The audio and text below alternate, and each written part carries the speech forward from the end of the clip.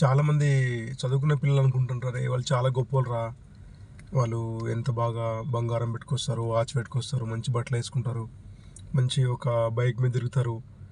అసలు మా నాన్న వాళ్ళు అమ్మ వాళ్ళు ఎంత బీదవాళ్ళు అసలు రియల్గా చాలా బాధపడుతుంటారు పిల్లలందరూ కూడా.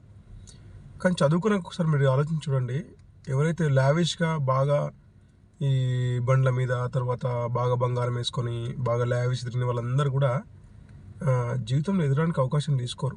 ఎందుకంటే వాళ్ళ ఫాదర్లు వాళ్ళ మదర్లు అందరూ కూడా బాగా డెవలప్ అయిన వాళ్ళు ఉంటారు కాబట్టి పిల్లల్లో మార్పు అనేది చాలా తక్కువ వస్తుంది. 20% మార్పు కూడా రాదు. అంటే వాళ్ళకి ఒక భావన ఉంటుంది, మా అమ్మ నాన్న బాగా సంపాదించారు కదా, మస్తు భూమి ఉంది, బంగారం ఉంది, మేము వేరే దగ్గర జాబ్ చేయాల్సిన పరిస్థితి మనకు ఎందుకు అనేటువంటి ఫీలింగ్ చాలామందికి ఉంటుంది.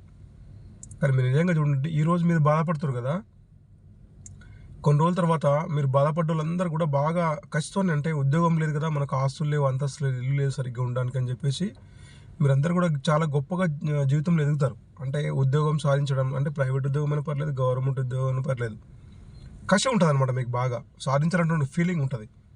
కానీ బాగా డబ్బున్న లేవంటే ఉద్యోగం ఎవరు చేస్తారులే అనేటువంటి ఫీలింగ్ వాళ్ళకు ఉంటుంది.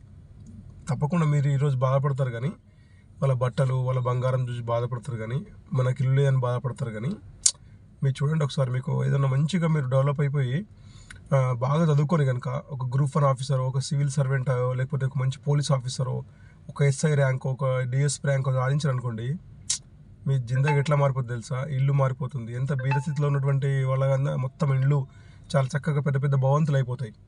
మీ జీవితం మారిపోతుంది. మీకోసం చూడండి, ఆ రోజు ఎంతమంది ఆ పక్కకున్నోళ్ళు, ఈ పక్కకున్నోళ్ళు, బంధువులు 10 సంవత్సరాలు మీకు మాట్లాడి అందరూ మీ ఇంటికి వచ్చేస్తారు. పేపర్ వాళ్ళు, వీడియోగ్రాఫర్ వాళ్ళు, టీవీ వాళ్ళు అందరూ వస్తారు మీకోసం, ఒక గ్రూప్ 1 ఆఫీసర్ అయితే కనుక.